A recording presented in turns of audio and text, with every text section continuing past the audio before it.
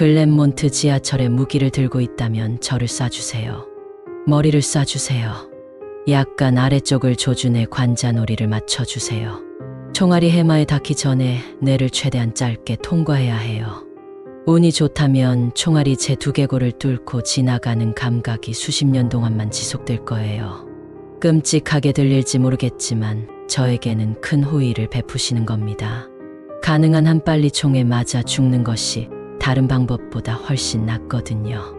제 시련은 오늘 아침 10시 15분, 그러니까 만년 전부터 시작됐습니다. 저는 약물 임상시험에 참여하여 돈을 벌고 있어요. 저는 부작용을 평가하기 위해 실험용 약물을 복용하는 소위 건강한 피험자예요. 한 번은 신장약을, 몇 번은 혈압이나 콜레스테롤 약을 시험했어요. 오늘 아침에는 내 기능을 촉진하기 위한 향정신성 물질을 복용했어요. 지금까지 제가 시험해본 어떤 약도 기분 전환용으로 복용한 적이 없었어요. 다시 말해, 제가 시험해본 어떤 약물도 저에게 살인적인 흥분을 주거나 기분을 좋게 해준 적이 없었어요. 어쩌면 항상 위약 그룹이었을지도 모르지만 제가 테스트한 어떤 약도 저에게 전혀 영향을 미치지 않았어요. 하지만 오늘의 약은 달랐어요. 효과가 있었어요. 10시 15분에 약을 주면서 검사를 위해 다시 전화할 때까지 대기실에서 기다리라고 하더군요. 연구 조교가 30분 정도밖에 안 걸릴 거예요 라고 말했어요. 저는 대기실 소파에 엎드려 커피 테이블 위에 놓여있던 몇 개의 기사를 읽었어요. 사이콜로지 투데이를 다 읽었는데도 연락이 오지 않아서 US 뉴스를 집어들고 처음부터 끝까지 읽었어요. 그러다 오래된 과학 잡지를 읽었어요. 왜 이렇게 오래 걸렸을까? 저는 느리게 고개를 돌려 벽시계를 봤어요. 겨우 오전 10시 23분이었어요. 8분 만에 세 잡지를 모두 읽은 거죠. 긴 하루가 될 거라고 생각했던 기억이 나요. 제 생각이 맞았어요. 대기실에는 작은 책꽂이에 하드커버가 몇 권 꽂혀 있었어요. 책꽂이까지 걸어가려고 일어섰을 때 다리에 힘이 거의 없는 것 같았어요. 다리가 약해서가 아니었어요. 그냥 느린 것뿐이었죠. 소파에서 일어나는 데만 1분, 책장까지 2걸음을 옮기는 데는 또 1분이나 걸렸어요. 저는 책장에 있는 오래된 책들 중 모비딕을 골랐어요. 제 팔도 다리와 마찬가지로 문제가 있었어요. 책을 잡기 위해 한 발을 앞으로 뻗는 것만으로도 시간이 오래 걸렸어요. 제 손이 책에 닿을 때까지 기다리는 것이 지루하기까지 했어요. 저는 달에서 우주비행사가 저중력 하강하는 장면을 연상시키는 슬로우 모션으로 소파에 쓰러졌어요. 소설책을 천천히 펴서 읽기 시작했어요. 30장을 읽던 중 다시 전화가 왔어요. 기분이 어때요? 연구 조교가 물었어요. 느린 것 같아. 제가 대답했어요. 사실 그 반대예요. 당신이 너무 빨라서 모든 것이 느리게 느껴지죠. 하지만 내 다리, 제 팔도요. 슬로우 모션으로 움직이고 있어요. 내가 빠르기 때문에 몸이 느리게 움직이는 것처럼 보입니다. 당신의 뇌는 평소보다 10배, 20배 더 빠르게 작동하고 있습니다. 당신은 빠른 속도로 생각하고 현실을 인식하고 있습니다. 하지만 여러분의 몸은 여전히 생체 역학의 법칙에 의해 제약을 받습니다. 솔직히 당신은 보통 사람보다 훨씬 빠르게 움직이고 있습니다. 그녀는 조깅하는 동작을 흉내냈어요. 하지만 지금 당신의 뇌는 너무 빨리 돌아가고 있어서 당신의 빠른 걷기조차도 매우 느리게 느껴집니다. 저는 대기실 소파에 느리게 엎드린 제 모습을 떠올렸어요. 근육이 느려졌다고 해도 몸은 여전히 중력에 똑같이 반응할 테니까요. 하지만 대기실에서 저는 슬로우 모션으로 넘어지기까지 했어요. 느린 근육으로는 중력이 약하게 느껴지는 이유를 설명할 수 없었어요. 제 뇌는 15분 만에 잡지 3권과 모비딕의 첫 30장을 읽을 수 있었죠. 그들은 저에게 1년의 테스트를 실시했어요. 신체 테스트는 재미있었어요. 공 3개를 저글링하게 했어요.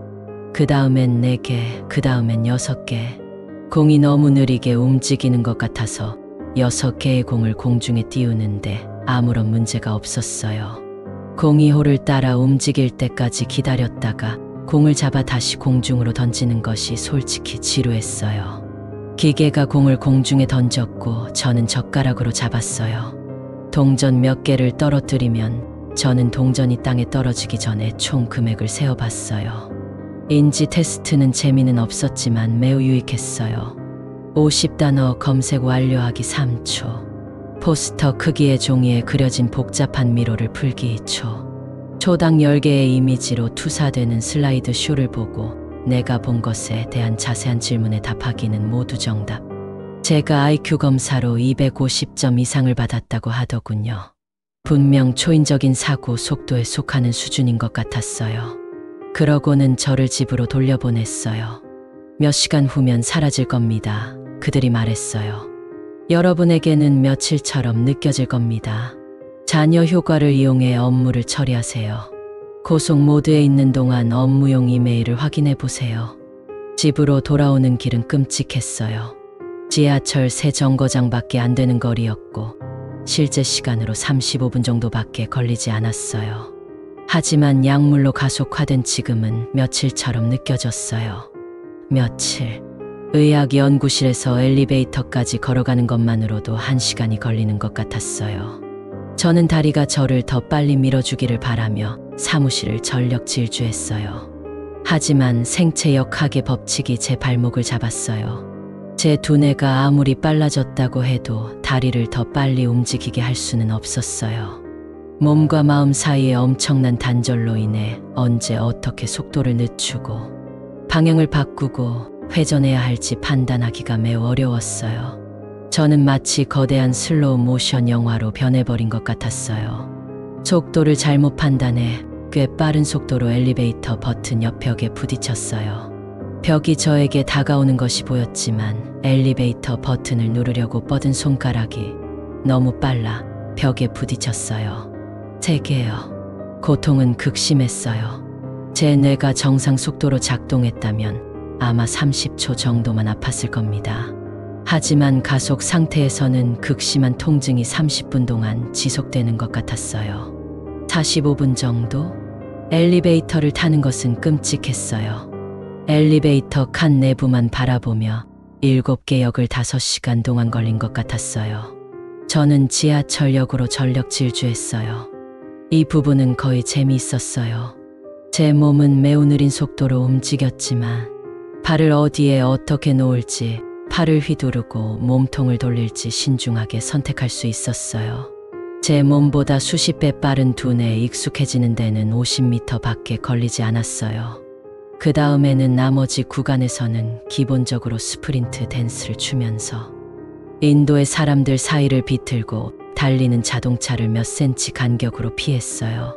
지하철에 내려 플랫폼으로 달려가는데 1시간이라는 시간이 걸렸어요. 빨간색 열차가 도착할 때까지 6분을 기다리는 지루한 시간이 끝없이 이어졌어요.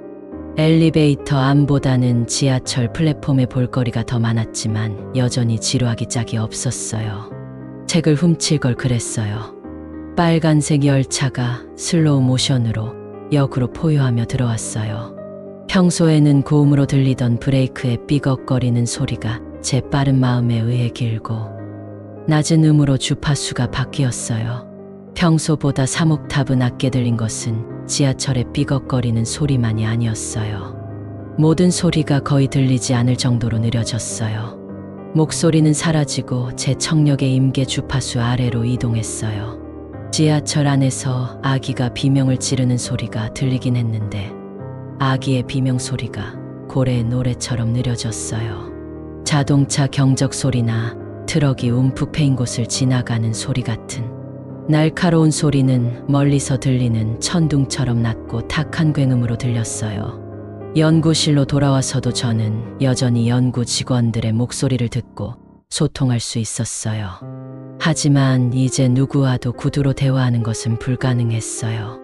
약물의 효과는 여전히 강렬하게 나타나고 있었어요. 저는 그 망할 빨간 열차에서 며칠을 보냈어요. 며칠. 비명을 지르는 아기의 고래 소리와 브레이크의 합주를 들으며요. 평범한 목소리는 제 청각 범위에서 주파수가 이동했지만 냄새는 영향을 받지 않는 것 같았어요. 채취, 열차 브레이크에서 나는 악취, 방귀와 기타 냄새가 섞인 냄새가 지하철 칸에 퍼져 코가 막히지 않았어요. 드디어 제 아파트로 돌아왔어요. 열린 문을 열고 현관으로 전속력으로 질주하는 것은 마치 유유히 흐르는 강을 천천히 여유롭게 유영하는 것과 같았어요. 집에 돌아와서 안도했습니다. 적어도 거기서 할 수 있는 일이 있었으니까요. 저는 읽던 책을 집어들고 다 읽었어요. 책장을 너무 빨리 넘겨서 많은 페이지를 찢어버렸지만 책을 다 읽은 대부분의 시간이 책장을 넘기는데 소비된 것 같았어요. 집에 도착한 지 3분이 지났어요. 인터넷 서핑을 시도했지만 너무 답답할 정도로 느렸어요. 새 페이지를 불러오는 데는 몇 시간이 걸렸고 읽는 데는 몇 초도 걸리지 않았어요. 뉴스에 있는 100개의 기사를 읽는데 3분밖에 걸리지 않았어요. 아직 읽지 않은 책 더미로 들어가서 2권을 더 읽었어요. 4분이 더 지났어요. 저는 약에 남은 효과를 없애기 위해 잠을 청하기로 했어요. 안타깝게도 지각을 담당하는 부분이 무엇이든 간에 약물에 의해 초고속으로 빨라진 부분은 수면을 관장하는 부분과 동일하지 않았어요. 며칠 동안 깨어 있었음에도 불구하고 제 육체적 뇌는 여전히 오후 1시 25분이라고 생각했어요. 잠을 잘 준비가 되지 않은 상태였어요. 그럼에도 불구하고 저는 잠을 자려고 노력했어요. 저는 침실로 걸어가서 침대에 몸을 던졌어요. 눈을 감고 몇 시간 동안 현실 시간으로 10분 누워있다가 포기했어요. 잠은 오지 않았어요. 며칠, 어쩌면 몇 주 동안 슬로우 모션 감옥에 갇혀 있는 것 같은 기분이 들었어요. 그래서 저는 암비엔을 복용했어요. 약을 삼킬 때 목구멍으로 넘어가는 물방울과 알약의 감각은 역겨웠어요. 숨을 막는 덩어리가 식도를 따라 움직였어요. 저는 책을 읽었어요. 10분이 지났고 다른 책을 읽었어요. 암비엔을 먹은 지 18분이 지났어요. 저는 제 상황이 역겨워 책을 방바닥에 던져버렸어요. 책이 바람에 날리는 나무십처럼 천천히 공중에서 호선을 그리며 빙글빙글 돌았어요. 책이 벽에 부딪히며 길고 희미한 굉음을 냈고 몇 시간 동안 제가 들었던 유일한 소리였어요. 그리고는 수영장에서 가라앉는 매트리스처럼 바닥으로 떨어졌어요. 약을 먹은 후에도 중력의 힘은 변하지 않았어요. 물리 법칙은 그대로였어요. 다만 시간에 대한 제 인식이 달라졌을 뿐이었죠. 그래서 저는 사물이 떨어지는 속도를 약의 효과를 판단하는 방법으로 사용할 수 있었어요. 책이 바닥에 떨어질 때까지 걸리는 시간을 기준으로 약물의 효과가 여전히 강해지고 있다고 추정했어요. 잡지를 읽었어요. 텔레비전을 켰는데 마치 슬라이드쇼를 보는 것처럼 한 프레임 한 프레임이 선명하게 보였어요. 좌절감에 저는 텔레비전을 껐어요. 책을 더 읽었어요. 처칠의 책 2권을 읽었어요. 가볍게 읽은 책은 아니었어요. 솔직히 싫었어요. 하지만 책꽂이에서 다른 책을 꺼내 읽으려면 지루한 시간이 걸리니 그냥 소파에 앉아 처칠을 읽는 게 더 낫다고 생각했어요. 적어도 덜 지루하긴 했죠. 암비엔을 복용한 지 35분이 지났을 때였어요. 저는 소파에 누워서 눈을 감았어요. 시간이 흘렀어요. 1시간 동안 숨을 들이마셨어요. 시간이 지났어요. 저는 몇 시간 더 숨을 내쉬었어요. 잠을 지금. 새로운 계획이 필요했어요. 저는 약을 준 사무실로 돌아가기로 했어요. 약효를 상쇄할 수 있는 뭔가가 있을지도 몰라요. 아니면 적어도 약효가 사라질 때까지 저를 기절시킬 수 있는 무언가가 있을지도 모르죠. 저는 가능한 한 빨리 아파트를 빠져나왔고 그렇게 하는데 몇 시간이 걸렸어요. 문을 잠그는 것도 귀찮아 잠그지 않았어요. 너무 오래 걸렸을 테니까요. 엘리베이터보다 빠를 테니 계단을 내려가서 로비를 지나 현관문을 열고 거리로 나갔어요. 이 몇 가지가 사무실에서 긴 하루를 보낸 것처럼 느껴졌어요. 거리를 전력 질주하며 춤을 추고 보행자 사이를 비집고 다니며 초인적인 사람으로 보였을 거예요.